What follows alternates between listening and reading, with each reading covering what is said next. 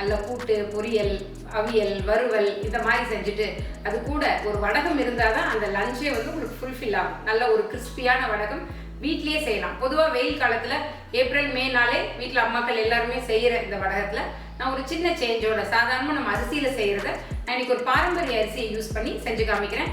மாப்பிள்ளை சம்பா அரிசி வடகம். ஸோ இந்த மாப்பிள்ளை சம்பா அரிசியில் நிறைய ஊட்டச்சத்து இருக்குது, நல்ல ஹெல்த் பெனிஃபிட்ஸோடு இருக்கிற இந்த அரிசியில் வடகமும் செய்யலாம். எப்படி செய்யலாங்கிறது தான் இன்றைக்கி நம்ம பார்க்க போகிறோம். வாங்க வீடியோக்குள்ளே போகலாம். இந்த வடகம் செய்கிறதுக்கு முதல்ல மாப்பிள்ளை சம்பா அரிசி 800 கிராம் எடுத்துக்கலாம். இந்த மாப்பிள்ளை சம்பா அரிசி இப்போல்லாம் எல்லா கடைகள்லையுமே கிடைக்குது. பாரம்பரிய அரிசி விற்கிற கடைகள்லையும் இது நிறைய இருக்கும். இது வந்து டார்க் மெரூன் கலரில் இருக்கும், இல்லைனா நல்ல டார்க் ரெட் கலரில் இருக்கிற அரிசியை நீங்கள் வாங்கிக்கோங்க. நல்ல சுத்தமான அரிசியாக இருந்தால் இன்னும் நல்லது. இதில் சத்துக்கள்னு பார்த்தீங்கன்னா நரம்புக்கும் தசைகளுக்கும் ரொம்ப ரொம்ப நல்லது இந்த மாப்பிள்ளை சம்பா அரிசி.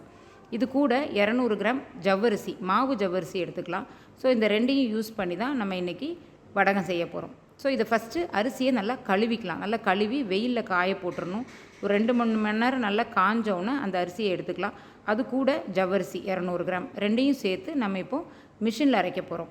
ஸோ இதில் வந்து ஜவ்வரிசியில் மாவு ஜவ்வரிசியாக இருக்கணும், நைலான் ஜவ்வரிசி யூஸ் பண்ண முடியாது. இப்போ இதில் வந்து அரிசியை நல்லா வந்து நீங்கள் வெயிலில் காய வச்சு எடுத்துக்கணுன்னா நல்லா கழுவிக்கணும். அதில் தூசியெல்லாம் எடுத்துகிட்டு கழுவி காய வச்சுட்டு அப்புறமா நம்ம இதை மிஷினில் கொடுத்து அரைச்சிக்கலாம். பாருங்கள், அரைச்சதுக்கப்புறம் வடக மாவு தயார் பண்ணியாச்சு. இந்த வடக மாவை யூஸ் பண்ணி தான் நம்ம இப்போ வடகம் செய்ய போகிறோம். இந்த வடக மாவு நீங்கள் பல்காக கூட நீங்கள் செஞ்சு வச்சுக்கோங்க. வேணுங்கும் போது நீங்கள் வடகம் ரெடிமேடாக நீங்கள் ப்ரிப்பேர் பண்ணிக்கலாம்.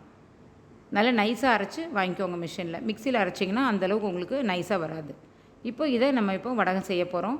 இப்போ 1 கப் மாவு எடுத்திங்கன்னா அதுக்கு 2 கப் தண்ணி, அதுதான் கணக்கு. இன்றைக்கி நான் வந்து 2 கப் மாவில் நான் இன்றைக்கி உங்களுக்கு வடகம் செஞ்சு காமிக்கிறேன். காரத்துக்கு பச்சை மிளகா போட்டுக்கலாம், ஒரு 6 பச்சை மிளகா. அதுக்கு தகுந்த மாதிரி உப்பு.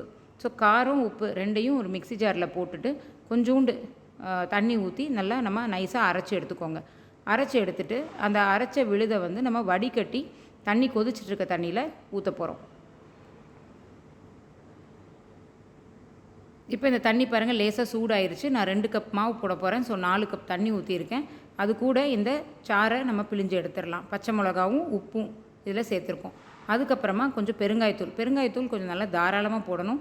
அப்போ தான் நல்ல ஒரு மணமாகவும் இருக்கும் இந்த வடகம். இது நல்லா கலரி விட்டுட்டு மூடி விட்டுருங்க. மூடி வச்சுட்டிங்கன்னா நல்லா கொஞ்சம் தண்ணி நல்லா கொதிக்கணும். தண்ணி கொதித்தோடனே இந்த வடக மாவு இதில் போட்டு நம்ம கிளறுவோம். பாருங்கள், நல்லா கொதிக்க ஆரம்பிச்சிருச்சு தண்ணி. இப்போ தீயை நீங்கள் சிம் ஃப்ளேமில் வச்சுட்டு இந்த சூடான தண்ணியில் அதை நம்ம போட போகிறோம். மாவை கொட்டும்போது 2 பேர் இருந்தீங்கன்னா உங்களுக்கு ஈஸியாக வடக மாவு கிளறிக்கலாம். என்ன காரணம்னா உங்களுக்கு கட்டி விழுந்துடும் இல்லைனா. அதனால் நீங்கள் மாவு கொட்ட கிளறிக்கோங்க. இந்த மாதிரி பீட்டர் யூஸ் பண்ணிங்கன்னா உங்களுக்கு கட்டி விழுகாது. ஸோ இந்த மாதிரி மாவை கொட்டிட்டு நல்லா கை விடாமல் கிளறுங்க. இந்த மாதிரி பீட்டர் யூஸ் பண்ணும்போது உங்களுக்கு ஈஸியாக இருக்கும் கிளறதுக்கு. ஃபஸ்ட்டு ஸ்டார்டிங்கில் கொஞ்சம் கெட்டியாகிற வரைக்கும் இந்த மாதிரி பீட்டர் யூஸ் பண்ணிக்கோங்க. அதுக்கப்புறமா நல்ல ஒரு மரக்கரண்டி வச்சு கட்டியை நல்லா உடச்சி விட்டு நல்லா வேக விடணும். மாவு நல்லா வேகணும். பாருங்கள், நல்ல மாவு வேக ஆரம்பிக்கும் போது உங்களுக்கு நல்ல ஷைனிங் ஆகும். நல்ல பளபளன்னு வரும் மாவு. உங்களுக்கு வெந்திருக்கும், கையில் ஒட்டாது. அந்த மாதிரி ஒட்ட வர ஆரம்பிச்சிருச்சுனாலே உங்களுக்கு மாவு ரெடி. பாருங்கள், இந்த மாதிரி ட்ராப்பிங் கன்சிஸ்டன்சியில் உங்களுக்கு மாவு ரெடி ஆகணும். இப்போது இதில் நான் கொஞ்சம் ஜீரகம் போட்டுக்கலாம். அதுக்கப்புறமா கொஞ்சம் எலும்பிச்சை சாறும் புளிஞ்சு விட்டுக்கோங்க. ஸோ இந்த ரெண்டும் நல்ல மணத்துக்காக நம்ம போடுறது. எலுமிச்சம்பழம் லைட்டாக ஒரு புளிப்பு வரும்.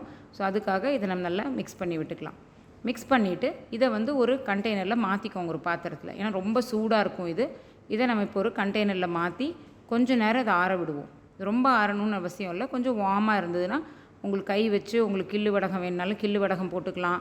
இல்லை முறுக்கு அச்சில் போட்டு கூட நீங்கள் முறுக்கு மாதிரி கூட நீங்கள் பிழிஞ்சு விட்டு உங்களுக்கு வடகம் ரெடி பண்ணிடலாம். நான் இன்றைக்கி உங்களுக்கு எல்லா ஷேப்லேயுமே உங்களுக்கு பண்ணி காமிக்கிறேன்.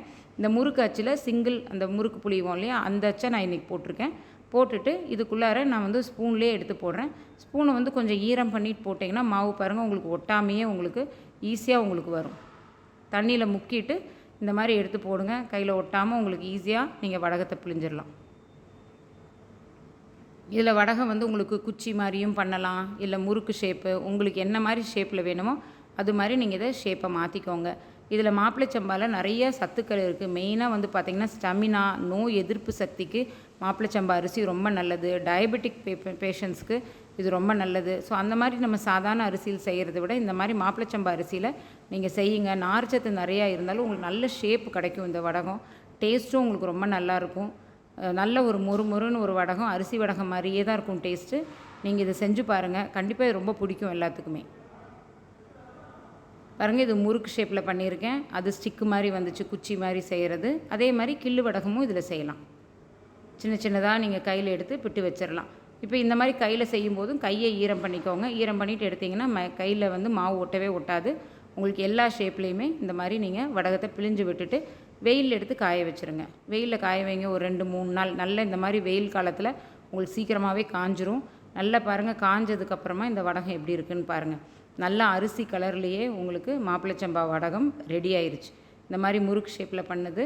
அதே மாதிரி இது கிள்ளு வடகமாக செஞ்சுருந்தோம் இல்லையா, அது இதெல்லாமே நான் வந்து ஒரு 2-3 நாளுக்கு முன்னாடியே நான் செஞ்சு வச்சுருந்தேன் உங்களுக்கு காமிக்கணுங்கிறக்காக. இது வந்து குச்சி வடகம். ஸோ டிஃப்ரெண்ட் ஷேப்ஸில் உங்களுக்கு மாப்பிள்ளை சம்பா வடகம் ரெடி ஆயிடுச்சு. இதை நான் உங்களுக்கு பொரிச்சும் காமிக்கிறேன். ரொம்ப டேஸ்டியாக இருக்கும் உங்களுக்கு இந்த வடகம். இது நம்ம வந்து ஒரு சைட் டிஷ்ஷாகவும் சாப்பிட்லாம், மீல் கூட, இல்லை ஒரு ஸ்நாக்காகவும் நீங்கள் இதை எடுத்துக்கலாம். ரொம்ப நல்லாயிருக்கும் இது டேஸ்ட்டு. ஸோ இது எல்லாமே நீங்களும் வீட்டில் செஞ்சு பார்த்துட்டு எப்படி வந்துச்சுன்னு எனக்கு கமெண்ட் செக்ஷனில் சொல்லுங்கள். தேங்க்யூ.